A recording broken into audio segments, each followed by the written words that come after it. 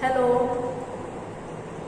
आप सब लोगों का एक बार फिर से हिंदी की इस क्लास में स्वागत है। मैं डॉक्टर संजू आप लोगों के साथ में पिछले कुछ समय से बीए पार्ट 3 के पेपर फर्स्ट में हिंदी साहित्य के आधुनिक काल पर चर्चा कर रहे हैं। इस क्रम में हम लोगों ने अब तक भारतेंदु युग, द्विवेदी युग, छायावाद, प्रगतिवाद, प्रयोगवाद इतने युगों पर संक्षिप्त चर्चा कर रहे हैं। संक्षिप्त ही कहूंगी क्योंकि 10 मिनट, 20 मिनट या 50 मिनट में आप एक पूरे युग को, किसी के वर्षों की यात्रा को समेटते हैं तो ये आप प्रयोगी दृष्टि से या परीक्षा की दृष्टि से कर सकते हैं, जानकारी की दृष्टि से नहीं कर सकते। सूचना और जानकारी में फर्क होता है। समय की जो बाध्यता है, हम इस समय सूचना क्रांति के दौर से गुजर रहे हैं। ऑब्जेक्टिव टाइप पेपर पैटर्न हो रहे हैं तो बहुत बार हमारा नॉलेज बहुत अच्छा होता है और ऑब्जेक्टिव में हम खरे नहीं उतर पाते। तो अभी हम लोग टू द पॉइंट बात कर रहे हैं ज्यादातर। उसी सिलसिले में आज हम बात करेंगे साठवोत्तरी कविता में। क्या है ये साठवोत्तरी कविता? इतना तो तय है कि ये आधुनिक काव्य धारा की एक महत्वपूर्ण काव्य धारा है, क्योंकि बीए पार्ट 3 के सिलेबस में हम आधुनिक काव्य धारा पढ़ रहे हैं। साठवोत्तरी नाम से जाहिर है 60 जोड़ उत्तर जोड़ ई। 60 का मतलब है जिसमें 6 बार दहाई आई। समय का सूचक है ये 1960। उत्तर के कई अर्थ हैं, जिसमें से एक अर्थ है पश्चात या बाद में।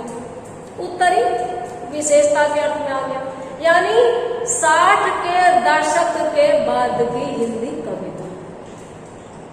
ऐसा क्या हुआ कि समय की सीमा के आधार पर और एक काव्य धारा हमारे चली? यूं डॉक्टर मनमोहन सहगल के शब्दों में कहूं तो काव्य को, साहित्य को समय की सीमाओं में बांध करके देखना न्याय संगत नहीं है।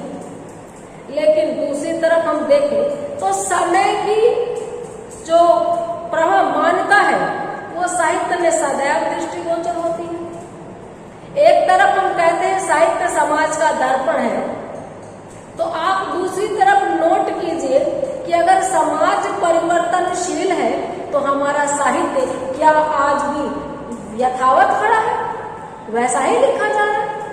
बिल्कुल नहीं। अगर साहित्य समाज को साथ लेकर चलता है, साहित्य समाज का आईना है, तो जैसे जैसे समाज बदला साहित्य ने भी अपनी परिवर्तनशीलता का उदाहरण प्रस्तुत किया। आदिकालीन समाज अगर मूल्यों के मामले में जड़ समाज था या रूढ़िवादी समाज था, तो हमारी आदिकाल की कविताएं आप देखिए।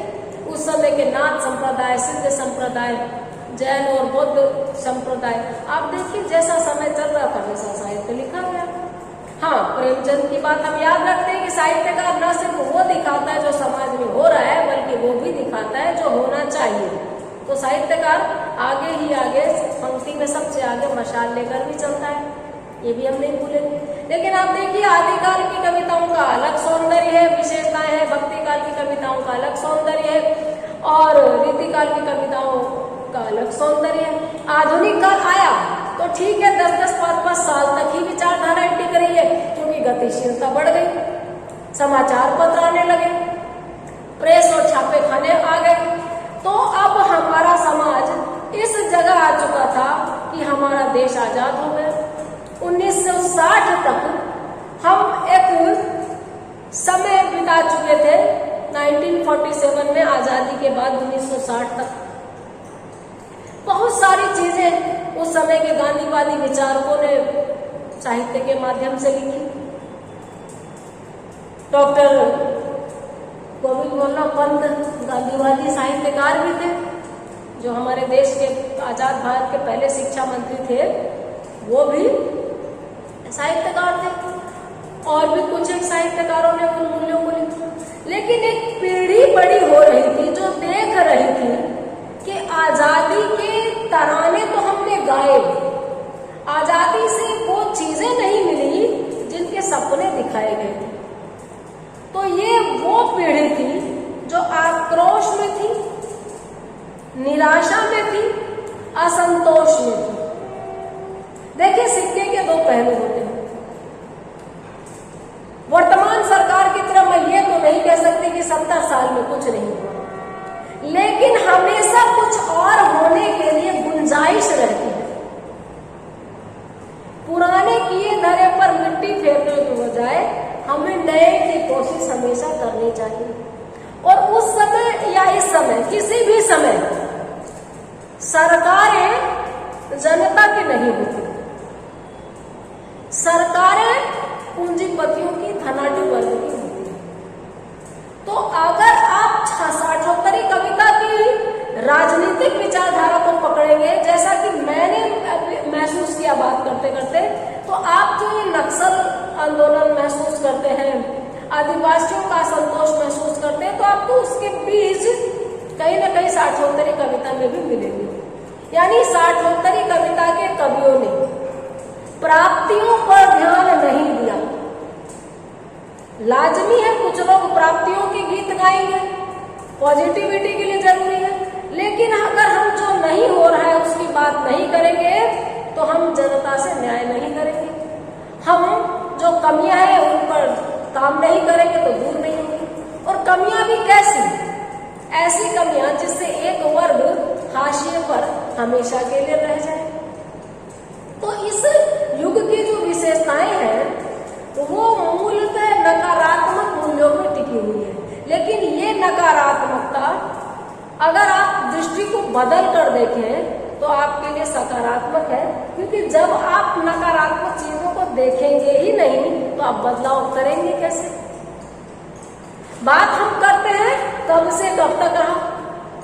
देखिए, 1950 से 1960 तक की बात हमने की थी कि नई कविता के लिए है। अरे पहले हमें नई कविता करनी थी, क्या है वो हम कर लेंगे, क्योंकि कल मैंने प्रयोगवाद के बारे में बताया था तो हिसाब से आज नई कविता के बारे में बताया था। लेकिन दिमाग में जो आ जाए वो शुरू हो जाता है। तो प्रयोगवाद की कमियों को छोड़ करके 1943 से 1950 तक या 53 तक हम प्रयोगवाद पढ़ेंगे, उसके बाद नई कविता। तो 60 तक नई कविता ने काफी चीजें दे दी। अब जो साठोत्तरी कविता है इसने अपनी पूर्ववर्ती विचारधाराओं को एक तरीके से खारिज भी किया और अतिक्रमित भी किया। इनके काव्य में आपको वो चीजें मिलेंगी जो अब तक आपने नहीं देखी थी। 60 के बाद की कविताएं अद्यतन इस तरीके की कविताएं लिखी जाती हैं। 1960 के बाद का काव्य साठोत्तरी काव्य है, ये तो हो गई समय की बात। अब प्रतिनिधि कवि कौन है इस युग के? धूमिल और रघुवीर सहाय। धूमिल और रघुवीर सहाय को साठोत्तरी कविता का प्रतिनिधि कवि माना जाता है। श्रीकांत वर्मा, आलोक धनवा इत्यादि कुछ अन्य साठोत्तरी कवि हैं। हालांकि एक ही तरीके की कविताएं नहीं लिखी जा रही है। आप अगर मुड़कर देखेंगे या आप गौर करेंगे तो पुनः नई कविताएं ही समकालीन कविता के नाम से सबसे लंबे रूप से अब तक प्रचलित है। लेकिन असंतोष की कविता अगर अभी भी कोई लिख रहा है, जैसे अभी गंगा में जो शव मिले उस पर जो एक कविता गुजराती कवियत्री ने लिखी, इस पर बवाल मचा, आप उसको साठोत्तरी कविता की श्रेणी में रख सकते हैं। तो प्रवर्तक कवियों की बात आए तो धूमिल और रघुवीर सहाय। धूमिल का वास्तविक नाम सुदामा पांडे है। संसद से सड़क तक कल सुनना मुझे, सुदामा पांडे का जनतंत्र, ये इनके काव्य संकलनों के नाम है। बहुत अधिक नहीं जिए, बहुत अधिक नहीं लिखा। इनका पहला काव्य संकलन भी इनकी मृत्यु के बाद जो छपा उस पर इनको साहित्य अकादमी का पुरस्कार मिला। और हंसो हंसो जल्दी हंसो सीढ़ियों पर धूप में, कुछ पते कुछ चिट्ठियां लोग भूल गए हैं, आत्महत्या के विरुद्ध, ये रघुवीर सहाय के काव्य संकलन है। रघुवीर सहाय और धूमिल भाषा के नए मुहावरे बढ़े। साठोत्तरी कविता की विशेषताएं हम करेंगे। साठोत्तरी कविता के कवियों ने कोमलता के स्थान पर, मसृणता के स्थान पर और रफनेस को, रुखड़ेपन को, अनगढ़पन को स्थापित किया।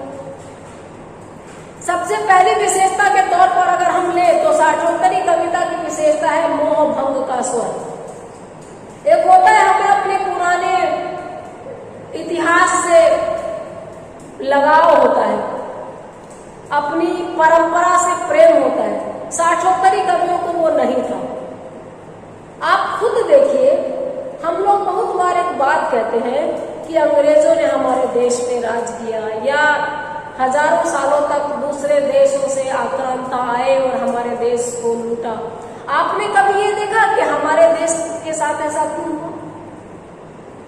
अपने देश पर कभी आपने कोशिश की बात करने की कि हम कितने लालची थे कि हमारे यहाँ अपने ही भाई बंधुओं को परास्त करने के लिए विदेशी आक्रांताओं का सहारा ले लेते थे, उनको आने का रास्ता देते थे। तात्या टोपे का अगर आप उनकी मृत्यु का कारण जाने, वो सिंधिया राज घराने में छुपने गए थे और उन्होंने अंग्रेजों को लुटमिरी कर दी। तात्या टोपे की हत्या हो गई। झांसी की रानी, उनका सैन्य कौशल, सैन्य संगठन कमजोर था या वो बुद्धिमत्ता कम रखती थी।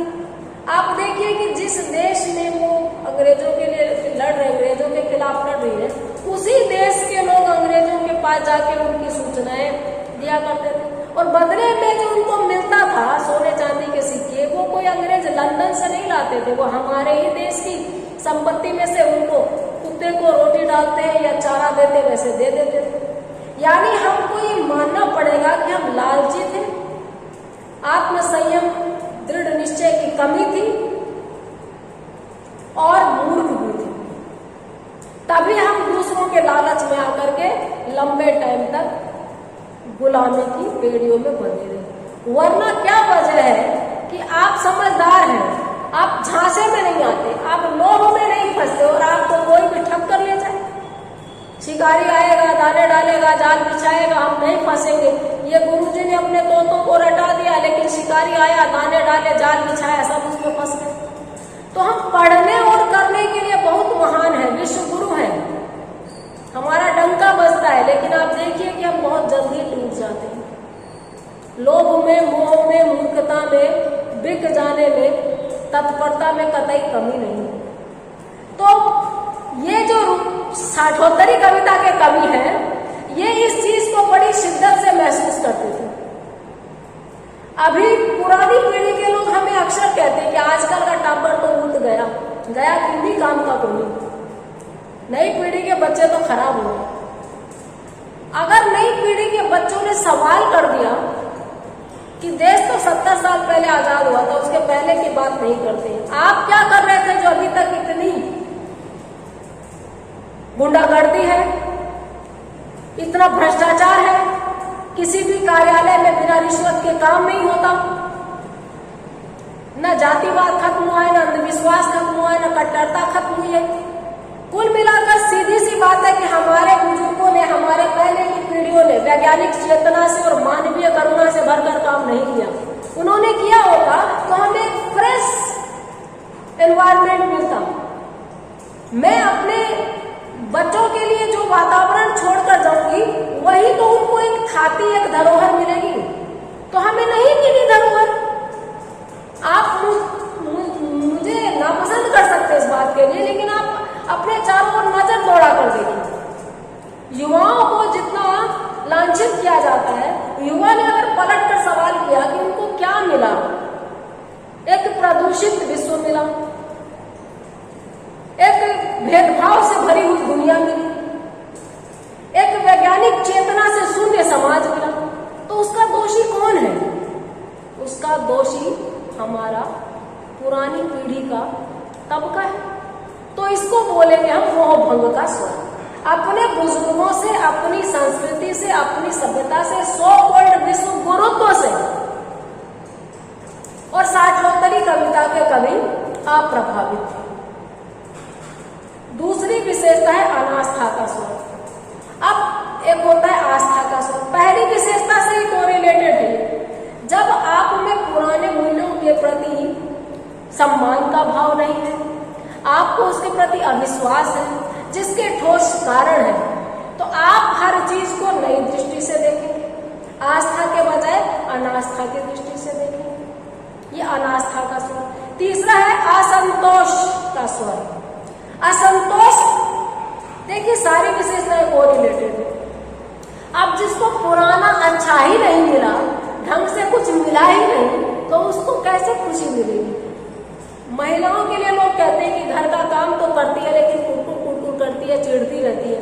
अब आप देखिए कि जिसको पानी पीना है वो आवाज लगा रहा है, पानी लाइए एक गिलास, तो जो रोटी बनाते बनाते आंचल से पसीना पूछते हुए पानी दे के आई है, वो गुस्से में तो रहेगी, यह उठ के पानी भी नहीं पी सकते। वैसे थोड़ी बोले क्या बात है, आपने उपकार कर दिया मुझ पर, मुझसे पानी मांगा।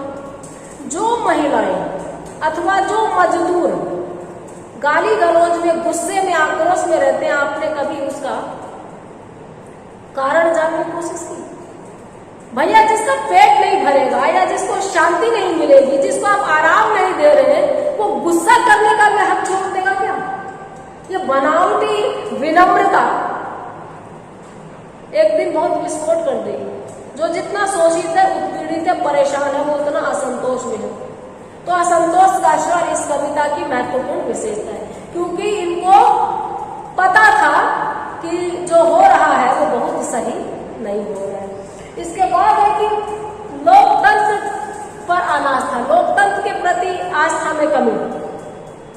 ये देख रहे थे कि जो नेता है उनको बहुत फायदा है, जो मंत्री है उनका संतरी भी मलाई खाता है, गरीब आदमी को वोट देने का हकदार है, एक दिन का राजा है, उसके बाद प्रजा है। जिसको आपने बिठाया उसी को आपको मिलने के लिए पर्ची भिजवा रहे हो।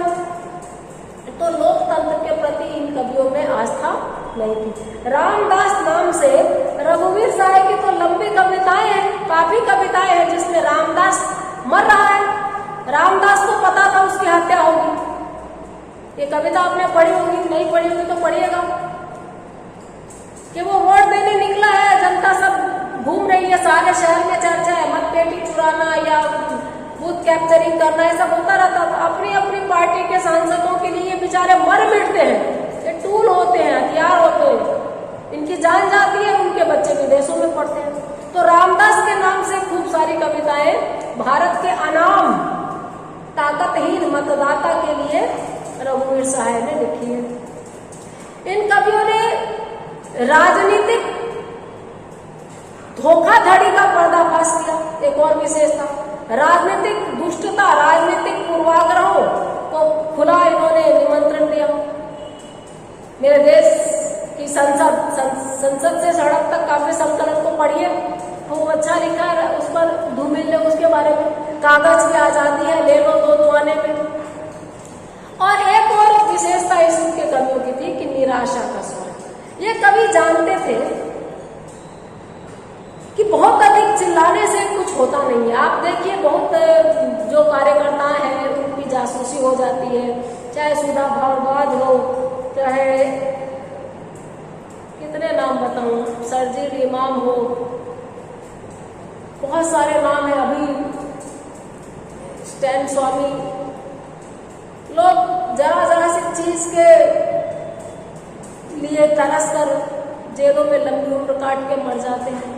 आज ही मैंने पढ़ा कि 108 साल का एक वृद्ध व्यक्ति महाराष्ट्र में मरा है, तब उसके एक फैसला हुआ है 1968 ईस्वी से 1968 से वो जमीन का एक केस लड़ रहा था, जिसका केस अब आगे उसके बच्चे लड़ेंगे। उसको 27 साल बाद तो अपील करने का मौका मिला था और आज वो मर गया। तो ये जो परेशान स्थिति है, ये जो आम आदमी के पास ताकत नहीं है, ये जो सत्ता और सूदखोर कमजोरों को और ईमानदारी से आवाज उठाने वालों का हाल करते हैं, इससे आशा का तो संचार कैसे ही होगा। देखिए, तो निराशावाद इस कविता की एक विशेषता है, निराशावादी स्वर। लेकिन इसके साथ में एक चीज और है यहाँ पर कि हम लोग अपने ऊपर ही देखें कि कितनी भी निराशा आ जाए, बीच में हम एक बार उत्साह में भरते हैं। नहीं तो ये कोई मीटिंग नहीं होती, जलसे नहीं होते, सेमिनार नहीं होते, शाहीन बाग नहीं होता, किसान आंदोलन नहीं होता। ये जो प्रोटेस्ट है, ये निराशा की अग्नि से आशा की ज्योति जलाने वाले, उसको जनता को रास्ता दिखाने वाले आंदोलन में होते हैं। तो अगली विशेषता में मिलेंगे तमाम निराशाओं के बावजूद बदलाव के लिए प्रयास करना। ये इन कवियों में थी। स्त्री के प्रति दृष्टिकोण, इस युग के कवियों ने महसूस किया कि जो लड़कियां हैं वो सताई हुई हैं, लैंगिक असमानताएं हैं। रघुवीर साय की एक कविता बहुत चर्चित है इस मामले में। पढ़िए गीता बनिए सीता, फिर इन सबको लगा पलीता, किसी मूर्ख की हो परिणीता, निज घर बार बसाइए। हाय कटीली लकड़ी सीली, तबीयत ढीली आंखें गीली, घर की सबसे बड़ी पतीली भरकर भात फसाइए। इस छोटी सी 8 पंक्ति की कविता में एक लड़की की दिनचर्या का एकदम खुला यथार्थ चित्रण कवि ने किया है। बस में चढ़ती हुई औरत, गोद में बच्चे वाली औरत। रघुवीर साय ने बड़ी सभी कविताएं लिखी है, बिना किसी भाव में बहे, बिना चकाचौंध रंगीन कलर शब्दों का प्रयोग किए, सीधी सीधी बात उन्होंने रखी। और इनके विद्रोह का तरीका ये था कि इन्होंने पहले कवियों की शैली भी छोड़ी, बहुत सारे विषय भी छोड़े। प्रगतिवाद ने मार्क्सवाद अपनाया था, लेकिन उस मार्क्सवाद में अलग तरह की सकारात्मकता थी। इन्होंने माओवादी और नक्सल आंदोलन की तरफ आपका ध्यान खींचा होगा, ऐसा काव्य है ये। बहुत निराशा के बाद जो हथियार उठा लेते हैं, उस पीढ़ी में साठोत्तरी कविताएं पढ़ी जानी चाहिए, पढ़ी गई होंगी कदाचित। मुझे कई बार ऐसा लगता है कि ये मार्क्सवाद से परे निराशा कुंठा घुटन का काव्य है। उसमें निराशा कुंठा घुटन नहीं थी, पराजय का स्वर नहीं था, अनास्था इस तरीके की नहीं थी। प्रगतिवाद में नास्तिकता का दृष्टिकोण था और साम्यवादी विचारधारा थी। यहाँ एक अलग तरीके की चीजें थी, भावगत विशेषताओं के अलावा कलागत विशेषताएं। इन्होंने कोमलकांत पदावली के बजाय अनगढ़ शब्दों को उठाया। धूमि पर इस मामले में भदेश भाषा का आरोप भी लगता है कि उन्होंने बिल्कुल ग्रामीण भाषा अपनाई। और इन्होंने छंदों के बजाय, लय सुर ताल के बजाय सपाट बयानी की, सीधी सीधी कविता लिखी। साफ कहते हैं, धूमिल ने कहा एक सार्थक कविता, कविता होने के पहले एक सार्थक वक्तव्य है, एक मीनिंगफुल स्टेटमेंट है कविता, कविता होने के पहले। बिल्कुल सही बात है। कविता भाषा में आदमी होने की तमीज है। भाषा की परिभाषा धूमिल की दृष्टि से देखिए। हालांकि धूमिल को भी मैं बरी नहीं करूंगी, इनकी कुछ एक कविताओं की कुछ एक पंक्तियां इस तरीके की है जिसमें स्त्री को ऑब्जेक्टिफाई किया गया है। महावारी के कपड़े से रिलेटेड इनका एक पद्यांश है, वो मुझे पसंद नहीं।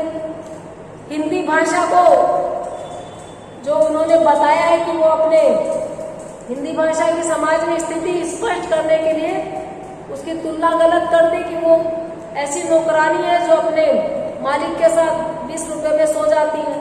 बताना इनको था कि जैसे ही कोई विदेशी डेलीगेशन आए या नेताजी को या किसी को भी इम्प्रेशन जमाना हो तो वो हिंदी के बजाय अंग्रेजी पे आ जाता है, आदमी बिक जाता है तुरंत ही अपने प्रभाव दिखाने के लिए। तो कुछ आरोप इन पे है, लेकिन ये इतने कुंठित थे। जैसे एक बहुत छोटा बच्चा है और एक बहुत बड़ा पहलवान उसका खाना छीन के खा लेता है, तो पहलवान को वो बच्चा पीट नहीं सकता, लेकिन भागते भागते गाली दे करके जा सकता है। कई बार मुझे इनका आक्रोश इस तरह का लगता है कि जब किसी को आप कुछ नहीं कह सको तो आपकी भाषा फिसल जाती है, आपकी भाषा पर कमान खो जाती है। लेकिन ये आरोप रघुवीर साय को नहीं लगता है। रघुवीर साय ने आक्रोश तो व्यक्त किया है, लेकिन भाषा पे संयम नहीं खोया है। और एक और खासियत थी इनके कवियों की, राजनीतिक रूप से सक्रिय थे। रघुवीर साय की कविताओं पर आरोप लगता है कि बहुत राजनीतिक रूप से सक्रियता है। तो वो साफ कहते हैं कि जिसकी कोई राजनीतिक विचारधारा नहीं वो व्यक्ति संदिग्ध है। जिस भी देश में जो भी व्यक्ति रहता है उसको वहां की राजनीतिक जो स्थिति है उनके प्रति अवेयर होना चाहिए। जो व्यक्ति ये कहता है कि वो पॉलिटिक्स में नहीं पड़ता, वो बहुत बड़ी पॉलिटिक्स खेलता है। तो सपाट बयानी, राजनीतिक सक्रियता, मोहभंग, अनास्था का स्वर, निराशावाद, लोकतंत्र के प्रति अविश्वास, ये कुछ खास विशेषताएं हैं साठोत्तरी कविताओं की। इन कवियों ने अपने आप को समाज से इस रूप में काटा कि जहां पर लाइमलाइट है, सत्ता नशीन लोग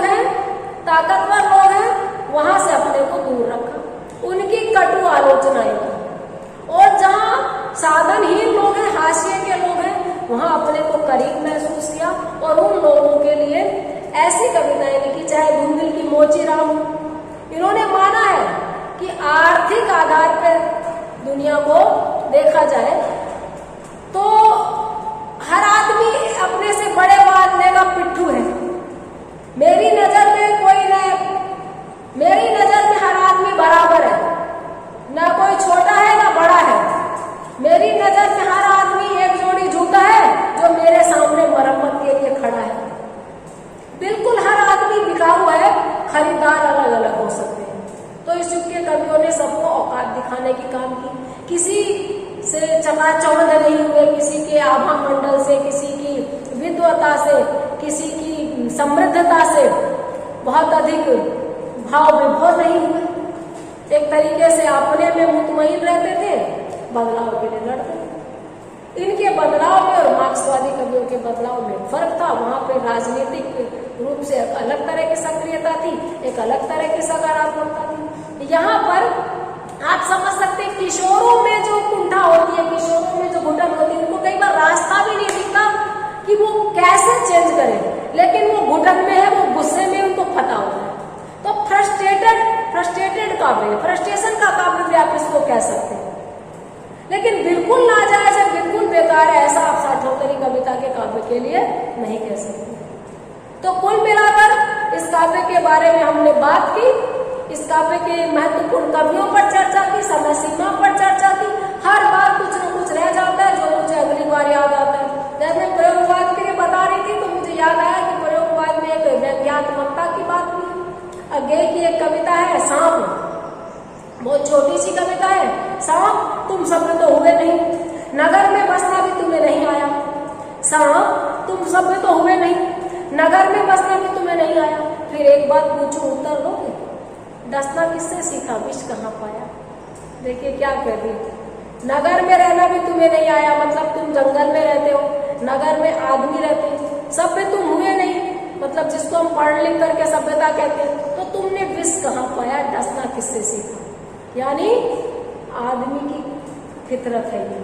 आदमी यानी मर्द नहीं, इंसान।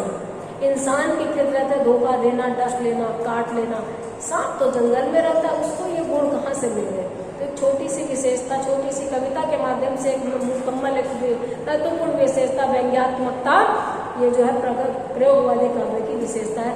अभी याद आगे तो आपसे शेयर कर ले। हम लोग बहुत अनौपचारिक रूप से वीडियो बना रहे, देख रहे हैं। तो उम्मीद करती हूँ कि साठोत्तरी कविता पर मेरी बातें आपको पसंद आई होगी। आपके जो सवाल हो आप कमेंट सेक्शन में पूछ सकते हैं। आप मेरे व्हाट्सएप पे बहुत बार सवाल करते हैं, अगर आप कमेंट सेक्शन में कर लेंगे वहीं पर वीडियो के नीचे, तो बहुत सारे और लोगों को भी फायदा हो सकता है। अगले वीडियो में एक नए टॉपिक के साथ में हम फिर से मिलते हैं। तब तक देखते रहिए, बने रहिए। Have a nice day.